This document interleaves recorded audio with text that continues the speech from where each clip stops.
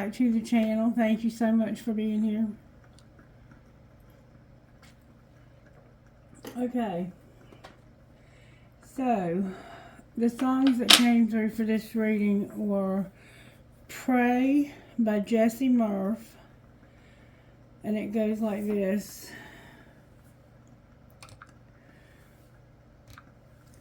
I thought I wanted love till you showed me what it was. I've never been golden, but I swear that I showed it. It's a blessing and a curse. For the better, it's only worse.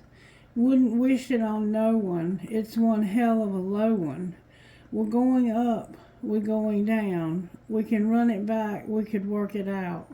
But no, late at night going out my mind, praying that the sun don't rise, like no, waking up but wishing that you don't. It's something that I pray you'll never know. Up at night drinking liquor like it's water. Waking up knowing I'm somebody's daughter. But I don't know a lot about my father. Maybe that's the reason I don't do shit like I oughta. I need some medicine. This shit that my head's in got me thinking, questioning, lying in the bed I'm in. Up at night drinking liquor like it's water. Maybe that's the reason I don't do shit like I oughta. Waking up but wishing that you don't. It's something that I pray you'll never know. You might love the highs, but you ain't seen the lows. You don't know the half of it, and I pray you'll never know. Waking up but wishing that you don't. It's something that I pray you'll never know. You'll never know, you'll never know, you'll never know. Alright, so we hear that we have somebody that's incredibly depressed. They have highs and lows with their depression. Depression always comes with highs and lows. So, this person is somebody who probably doesn't sleep well. They probably have racing thoughts. They probably struggle with anxiety as well. They don't know a lot about their father. We know that much. And we know that they have a relationship that is troubled maybe because of their depression. We also know that they drink, which in my opinion is probably a form of self-medication for this person. But the problem with drinking for depression is that alcohol is a depressant. And so even though it makes you feel better the first drink or two, everything after that begins to depress you more. So you get locked into a vicious cycle of medicating the depression. And also the hangovers. And it causes the highs and lows. This is somebody who needs to be in therapy. And sometimes I have struggled with depression, and I've been to the point where I've been suicidal in my life. And I understand how that darkness can come over you, and you can't just snap out of it. You can't just shake it. When I was married to my first husband, I had a very strange experience happen to me. And things have been happening to me all my life. They started when I was very young, under 5 years old. And my grandmother was the one who taught me. She was a Cherokee Indian, like 75% Cherokee Indian. And she taught me how to play cards. And she taught me that the cards had meaning. And that's where I developed my love for playing tarot. And I've picked it up off and on all throughout my life because it is a great tool for self-discovery and for seeing inside of yourself where you're at internally as far as your spiritual life. It's a great tool for that, and that's what it's intended to be used for. Now, I've got a gift of mediumship, and so I use the cards as mediumship tools to connect with the spirit world and grab messages, but they're not entirely clear sometimes. No gift, I mean, if you have a gift that's very clear and you can see everything, then that's amazing, and I'm just impressed. But for most of us who are gifted in spiritual ways, we can only see so much, and we know our limitations. But when I was in my first marriage, I began to be under spiritual attack. And I would go to bed at night and I would feel like something was crawling up the bed and trying to get around my neck. It was like it was trying to put its hands around my neck and to strangle me. And I would have terrible nightmares about something happening to one of my sisters. And I kept having a reoccurring nightmare that one of my sisters was going to be killed in a car accident. And I even started telling people around me, I'm really struggling. I'm really struggling with depression and with a spiritual attack. And I couldn't figure out what brought it on, because I was at a great place in life. I was in my 20s, like mid-20s. I was a nurse. I had just graduated nursing school. I was attending church regularly. And if you want my honest opinion about it, if you want me to tell you the truth about what the spiritual attack was all about, is it came from that church that I was attending. Because it was a church where they believed in speaking in tongues and falling out in the spirit. And I never could understand how it fit biblically, the things that they were doing, how it fit. It didn't make sense to me. And I would have a relationship with God in my home and in private that was much different than what I would do when I would go to that church. And I think that's what brought on the spiritual attack. But I woke up at night with something vile. They look like monsters. I don't know how else to describe them, trying to strangle me. And I would have these reoccurring nightmares about one of my sisters dying. And at the time, only one of them was driving. The baby was only 15, she was 14 and about to have a birthday. And I remember she came over to my house right before her birthday, and because I used to do acrylic nails, and I put acrylic nails on for her.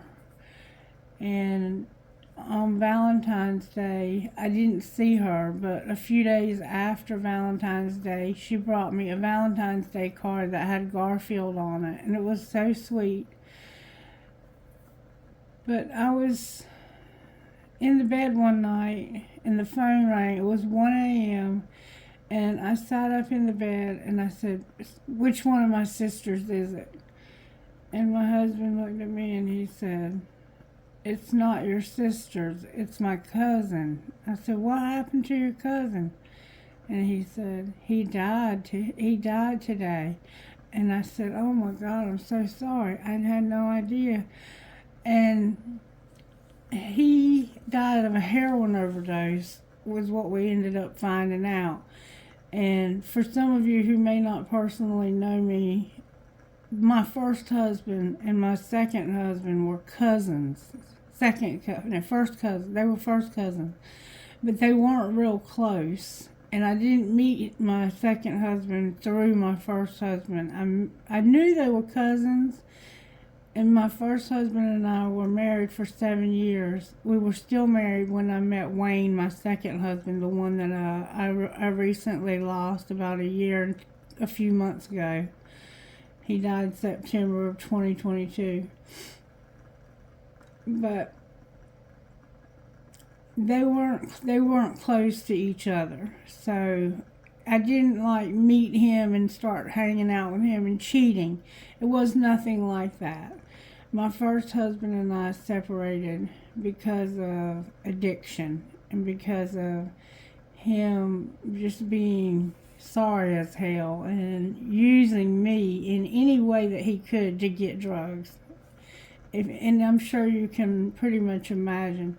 But anyway, it was my second husband's brother who passed away, and that was on the 18th of December. Wait a minute, why did I say December? It was February. I don't know where December came from. That could be significant to somebody else's situation. It was on the 18th of February. So the spiritual attacks continued. The fan in our kitchen would come on for no reason, and it was real loud and made a roaring noise. And you could hear something scratching on the walls. It was a lot going on. My husband was experiencing the things that were happening too, so it wasn't me. But I went to work one day. I was a nurse at a nursing home, and I was passing out medications. And I had been praying so hard. I prayed and prayed and prayed and prayed and prayed that nothing would happen to either of my sisters. And they called me over the loudspeaker. The director of nurses called me to her office over the intercom, and I didn't go. And then she came and got me, and she said, I need you to come into my office. And I said, I don't want to go. She said, you have to. It's important. And I said, I don't want to go. And she was like, why are you acting like this? I need to talk to you. And I said, I already know what you want to talk about, and I don't want to hear it. And she said, you have to come to my office. So I went into her office, and she told me, she said, your mom needs you to come. There's been an accident. And I said, it's my sister, isn't it? And she said, yeah. And I said, well, where are they at? And she told me where the accident happened at. And she said, your mom wants you to come to the accident. So I got in my car, and I remember running down the hall and screaming the 23rd Psalm while I was running. And I was saying, please don't take my baby sisters. Please don't take my baby sister. And because I knew which one it was at that point, because the one that was driving was in college in Kinston, and where the accident happened at, I knew it had to be the baby. So my mom called me before I could get to the accident, and she said, just go to the hospital. There's no sense in you coming out here. And I said, is everything okay? And she told me no, she didn't make it. And from that day, that was February 26th, and she was born on February 23rd. So she died 3 days after her 15th birthday.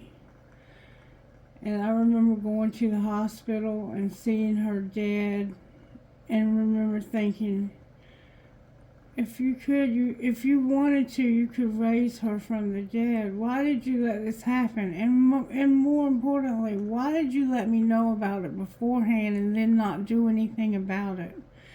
And I got so angry at God. I said, fuck you, God. And I walked away from my faith, from religion. I walked away from religion is what I walked away from. But my faith, you can't walk away from that. It's a part of who you are. And it always will be. And no matter where I went, because after that, I ended up in active addiction for about 7 years. But right after her death is when that depression came over me so strongly that I felt like I wasn't able to maintain. I couldn't bathe, I wouldn't eat. I would just sit there, and the tears would just fall out of my eyes. They just fell from my eyes. And it got even to the point where I was numb, just completely numb, and I had no feeling whatsoever. And my first husband, He, I think, at one point truly loved me, but the addiction got the best of him. And because of that, it got more important and more attention and more care and concern and love than I did. But we didn't get into the addiction until after all of this happened. The addiction came like right after all of this happened. So he took me to the doctor. He made me an appointment, and he would force feed me, like feed me with a spoon, like a baby. And he would put me in the shower. I can remember him holding me up in the shower and making me bathe, and then putting clean clothes on me and putting me back in the bed. And that's what I did for months. And nobody ever came to see me. And I was involved in a very large church, and I was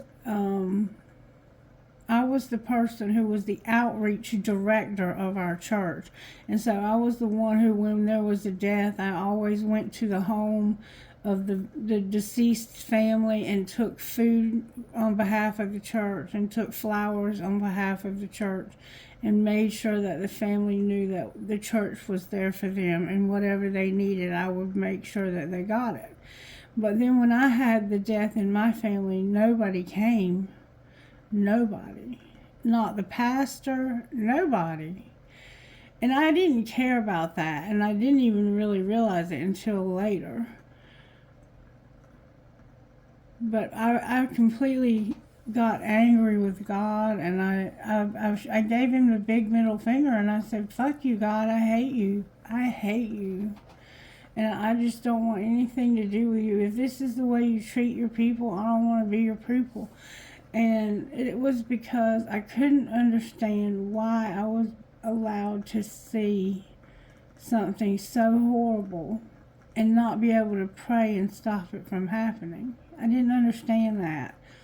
And it wasn't until many years later, and coming out of addiction and in and out of recovery houses and trying to stay clean and never being able to, I finally, in 2011, I guess it was just time. That's all I can say, because it was no different than any other time.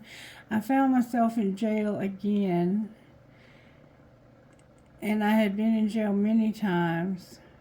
I have a very extensive criminal background for addiction, for the things that I did to get the drug. And I was in jail again, and I remember saying, "God, I guess you've made something that's too broken for even you to fix." And I was talking about myself. And I realize now that that was my pride.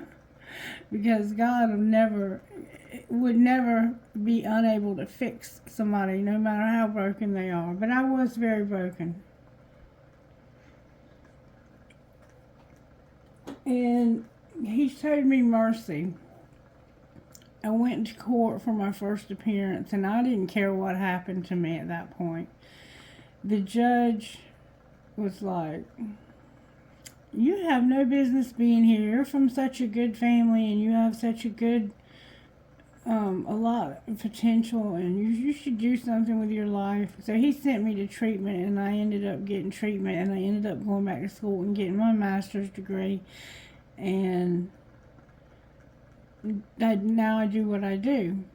But that depression that I had back then had a lot to do with why I struggled with so many years of addiction and ended up in and out of jail. And somebody's in that kind of depression right here in this song. And it may not manifest in that way for you.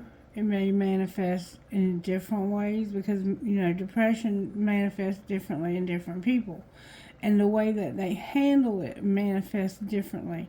But when I hear that somebody drinks liquor like it's water, this person is probably an alcoholic or close to becoming one. Okay? So I don't know why I shared all that with you, but I did come to realize many years later that the reason why I was allowed to see that was so I would know that the gifts that I have are real. And so that's why when I say that they come with an incredible amount of responsibility, they come with a high price. And I think most people that have gifts would agree. I don't know, I've never talked to anybody else that has gifts the way that I do. But I know mine came with a very high price. And I went through a lot of therapy, and what I ended up finally realizing was that the key for me when it came to depression, because I had lost my father to a murder when I was 10 years old, lots of aunts and uncles that I had become very close to, because in my family, the brothers and sisters of one family married the brothers and sisters of another family. And so all of my cousins were first cousins on both sides, that what you call double first cousins. And I had a very tight family. And I lost a lot of very close people to me before I was an adult. My sister died when I was in my early 20s. Like I said, my second husband's brother died of an overdose. My first husband's brother died on February 20th of the same year as my sister in a car accident on a snow-covered bridge, an ice-covered bridge. He hit the side of the bridge and it killed him pretty much instantly, crushed his chest. And him and I were best friends. And then so all throughout my life, I've had a lot of death. But what I learned from going to therapy, I don't struggle with depression anymore, and I haven't for many years. And it's because of God's grace, first of all, and because of God's healing, because there was something going on upstairs that needed healing. And I think that God gave me that healing that I needed. But I went through a lot of years of therapy, and one thing that I learned about depression is that you have to stay in the day and in the moment, because you'll be way in the future or you'll stay in the past. And dwelling on either will cause anxiety and depression. So that was the key that I learned that helped to turn my life around. Now, some people struggle with a depression that is so severe, and it's a chemical imbalance in their brain, and they'll always struggle with it. And if that's the case, please, please, please seek the advice of a doctor and get a good therapist and get on some medication. There's no shame in the medication game. I took medication for depression for many, many, many years until I felt like I was okay. And now I don't take anything. But for my my throat chakra's trying to close. If somebody's relating to what I'm saying. From the time I was about 13 years old until I was, after having my children, that things changed after I had my children. And I didn't have my first one until I was 27. So until I was probably in my mid-30s, I think I stopped taking depression medicine the last time I went to treatment, when I said, God, you made something so broken even you can't fix it. And that's when I ended up going to that long-term treatment program that I went to.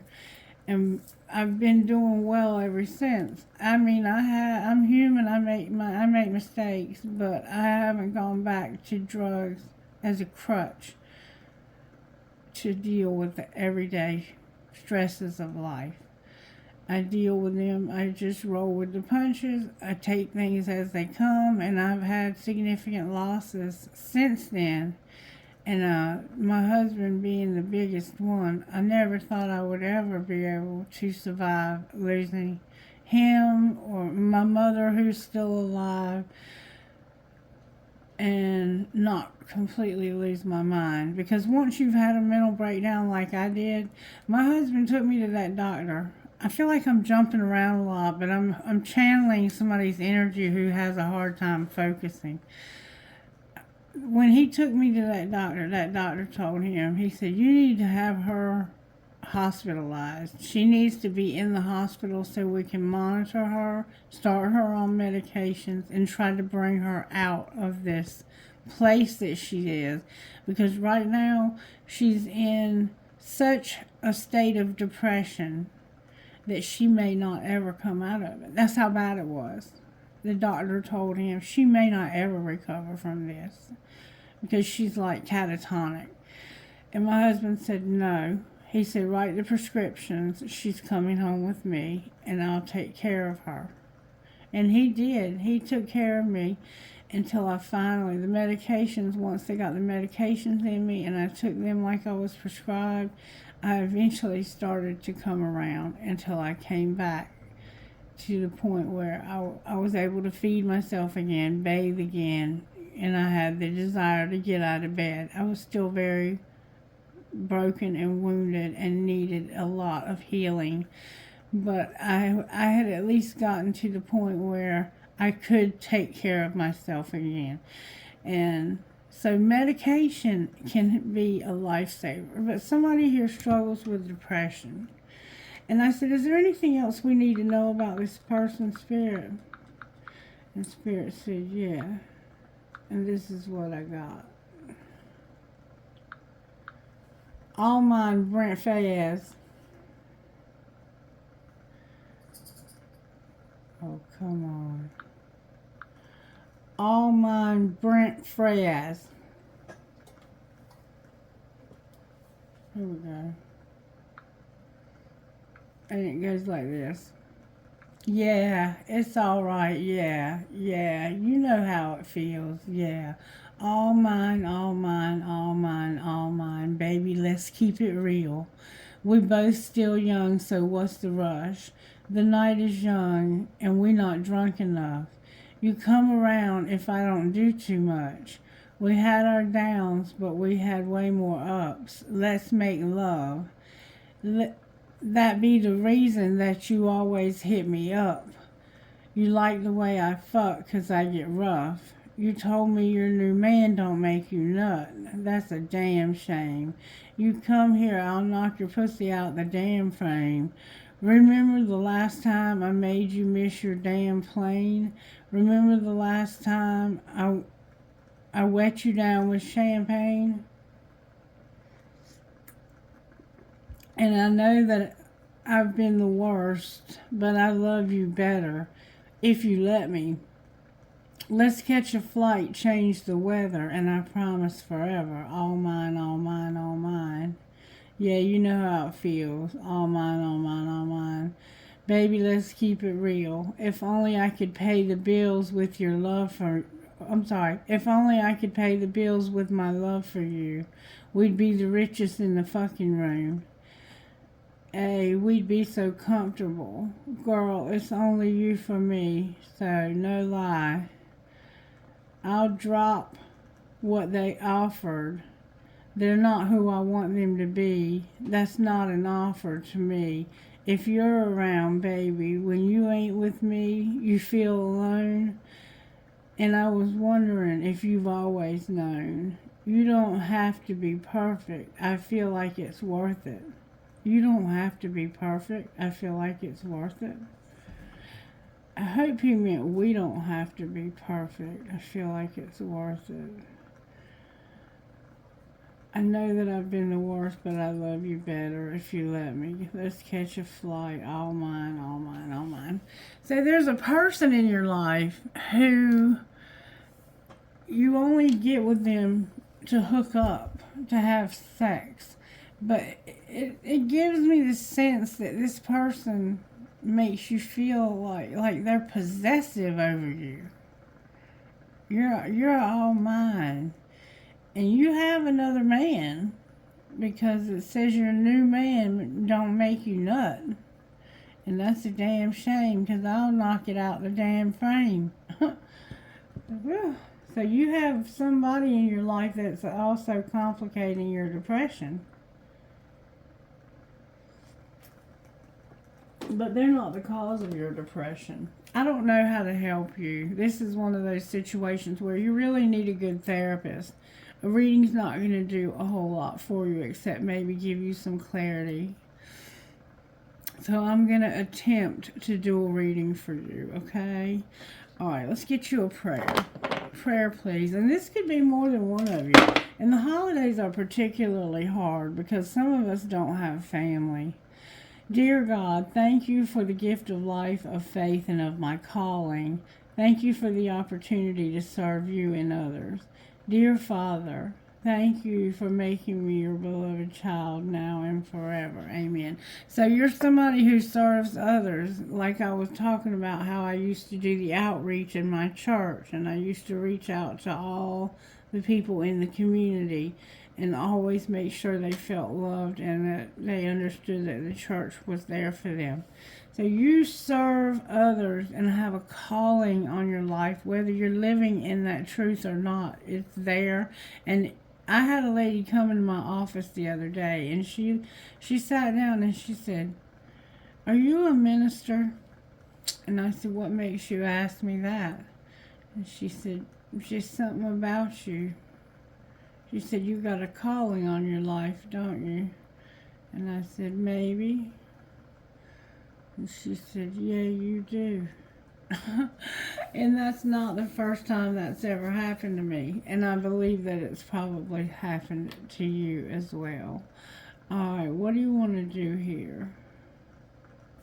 Biscuits, butter, and blessings. All right, Spirit, can we have a word, please, from biscuits, butter, and blessings? Biscuits, butter, and blessings.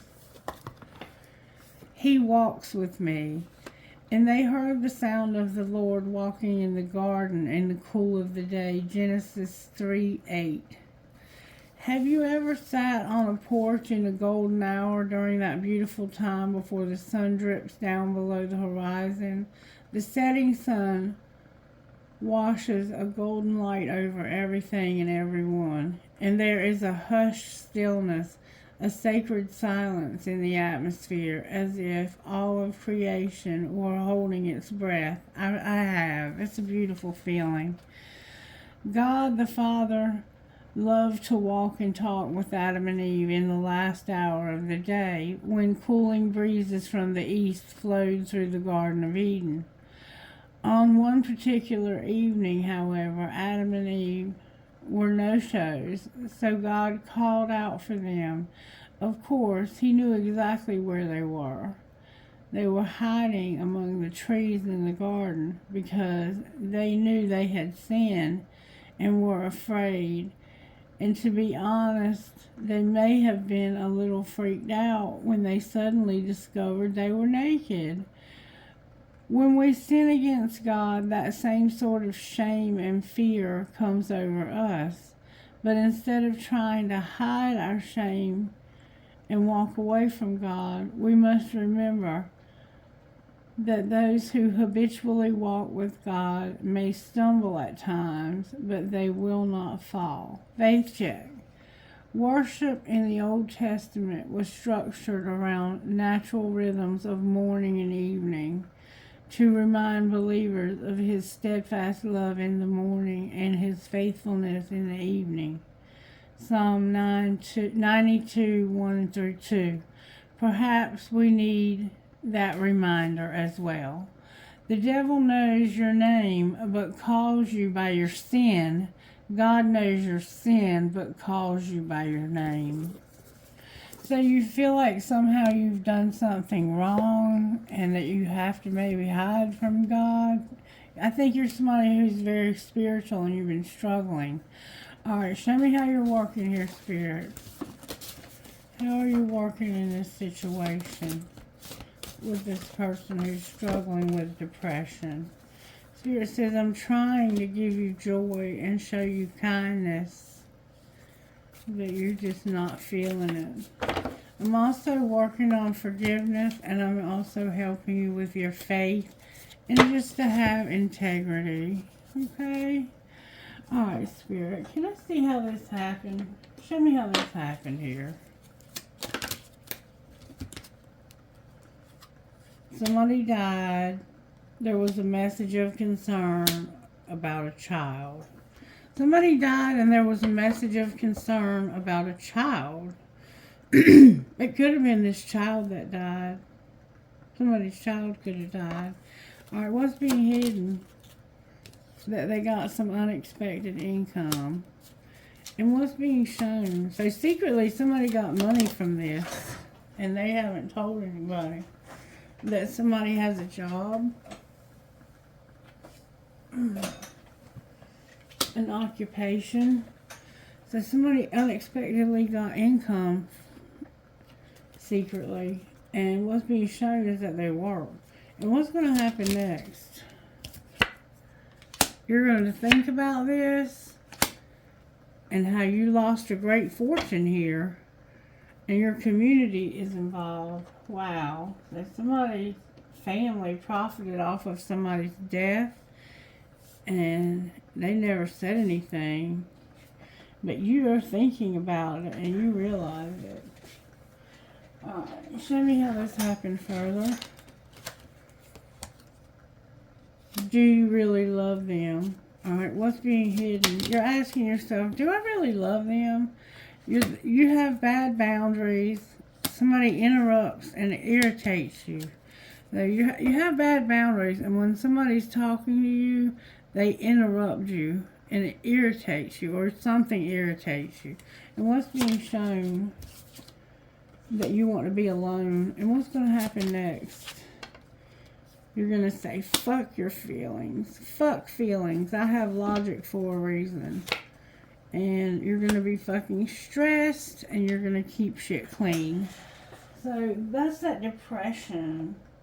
Show me the shadow side of the person who got unexpected income. They're silenced. They're a coward. They're embarrassed and they're forceful with empty, and ooh, that's not good energy. Somebody profited off of somebody's death. Sacred destiny, what would you say to this person? What would you say to this person? You would say, this is why you need forgiveness. What's happened here, this situation, is why you need forgiveness. We have forgiveness here. Forgiveness is here twice. You need to let this situation go and forgive. And that's the only way you're going to get past it. You can't hold on to a resentment like this or it'll kill you. Because resentments are like drinking poison and expecting the other person to die. Any other messages out of sacred destiny for this individual? There's not much I can say to you about this. And all mine is about fulfillment. Fulfillment came out. Spirit saying, I want you to be fulfilled. And the only way you're going to do that is if you have a transformation. You need to change. And solitude came out in reverse. You want to be alone? You don't need to be alone right now. This is the last time in this life you need to be alone when you're going through something like this. Alright, talk to me, Spirit, about the higher self. What would this person's higher self say? They would say, persevere. Don't give up. Keep persevering. Anything else? Somehow lightning is significant. Peaches. That time that they were talking about in the book, like when the sun is first going down or coming up. Higher self. Can I get a message, please? It looks like somebody's child died or they got left out when somebody died. Alright, there's going to be a transformation and help is on the way. Your higher self wants you to know that. And it's going to lead to your happiness. It's divine timing and you need to pray and have gratitude. Okay? You're just getting a little bit of, I can't go much further with this. Show me how you're working in the tarot here. strength, and the moon came out. So there's a Cancer vibe and strength. So this darkness that you've been through is strong, is making you strong.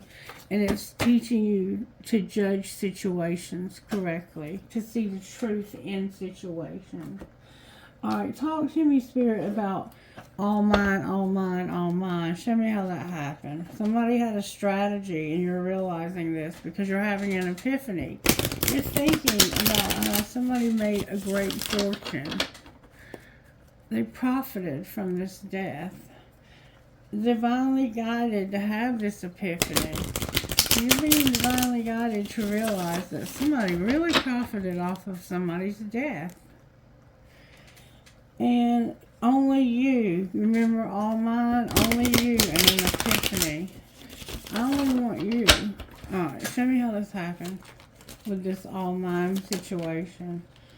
A lesson. Somebody learned a lesson about freedom. What's being hidden? That it's divine time, and there's a card in the wrong deck. It's time for you to stop being undecided. Secretly, it's time for you to stop being undecided. And what should they decide? That somebody's desperate as hell and jealous. And what's being shown? That there's a new love. That somebody won't change because of somebody not being incomparable. And they're on the verge, another card in the wrong deck, the Ace of Wands. They're on the verge of telling you how much they want you and love you. And how somebody won't change and they can't compare to you. What's going to happen next? Somebody's going to be pretending that they're online dating and their family is here. What's the truth about pretending? That they're really having differences and they feel helpless. And what's going to be the outcome of that? They're going to hit their breaking point. Outcome of their breaking point, they're going to come up with a strategy. A strategy for what? To not reconcile. Because they have a love triangle. We see over here they have a new love they met online is what it looks like to me. What's the T here? Show me how this happened. Somebody was not investigating. What do you mean they didn't investigate? There was a movie date and there was sexual protection and you didn't investigate. What's being hidden? That somebody is toxic but not toxic. What do you mean they're toxic but not toxic? Somebody is fulfilling a fantasy. It was a love story once upon a time and somebody needs to chill out. Alright, and what's being shown? Oh, a lot is being shown. That you're brainstorming and figuring shit out. You know there's evidence of cheating. You know there's somebody manipulating, lying, pulling the strings, and controlling. You don't want them to destroy you, or you don't want to destroy them. You already know the tea. They got caught cheating. And what's going to happen next?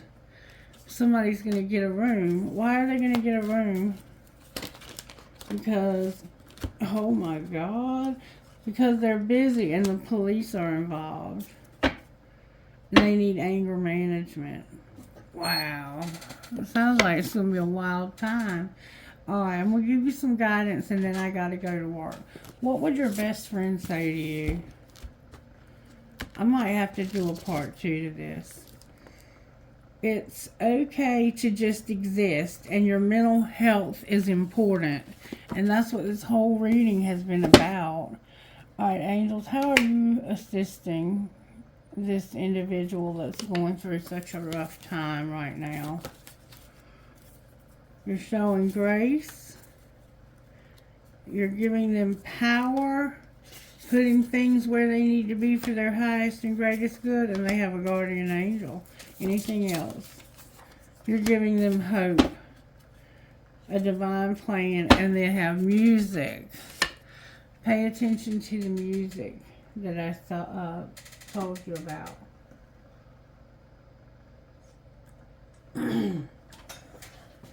Are you doing anything in their money, Spirit? Spirit said, yes, ma'am, I am. It's divine time for a student, and they're celebrating. What do you mean a student celebrating? It's divine time for them to be comfortable, to change, to activate new gifts, and to promote. And there's a mechanic involved. What's going to be the outcome? You're going to have luck when it comes to odd jobs and animals. Beautiful. Beautiful. All right, I'm going to give you some guidance, and then I got to get to work. I love you, and I want you to have success in life. Get some help for your depression, baby. It runs in families also. Mermaid soul and princess savior. So if your mama's been a depressed or daddy's been a depressed person, it might run in your family, and you may also have spiritual gifts. Deep within, you know what excites and inspires you. Your job isn't to decide whether that inspiration is practical, realistic, or even possible. Human beings have been known throughout history. Human beings have shown throughout history that the ideas that they once scoffed at as being ridiculous or impossible to achieve can become the realities that they rely upon and take for granted as a natural part of their daily lives not long afterwards. You too shall move from doubt to wondering how you ever lived without this passion, idea, or inspiration of yours. Let the universe show off its flair for the creative through you. Let the universe show off its creative flair for the unexpected and inspirational through you. Do not give up on what truly moves and inspires your heart, for soon enough it will be part of your world. And then number 12, Princess Savior. Even if you feel uncertain about facing a challenge, believe in yourself. You are strong enough to conquer this. There will be help if you need it, but you already have the inner resources required to overcome any obstacle and attain the most blessed outcome. If you are in the process of letting go of someone or something, perhaps an old habit, an old way of life, a relationship, or a situation in which you have felt trapped, don't allow insecurity or uncertainty to stop you. You've got this, and you are doing the right thing in moving on. All right, I'm going to pull you a trinket, and then I got to get out of here. I got to get to work. All right, I got a huge starfish. I got a huge skull and crossbones, a pirate. I got a family tree. I got romance could divert your attention away from money matters today. Somebody's name starts with a C. I have a turtle, a dolphin, wishes do come true, a Republican elephant, a Christian cross, a beautiful flower, and the word love. Maybe you need to be at the ocean because you got that mermaid soul. You had a lot of ocean symbolism. There's a feather. You might be finding feathers. There's a key. You need a key to something. There's a beautiful crystal. This is a beautiful crystal. Maybe you can find out what kind that is. You may need to have some on your person. A prick or a cactus. A beautiful leaf, a cash sign, an arrow, and our music note with the skull, but the skull broke off of it. All right, I hope you have a wonderful day, sweethearts. I love you guys. Bye-bye.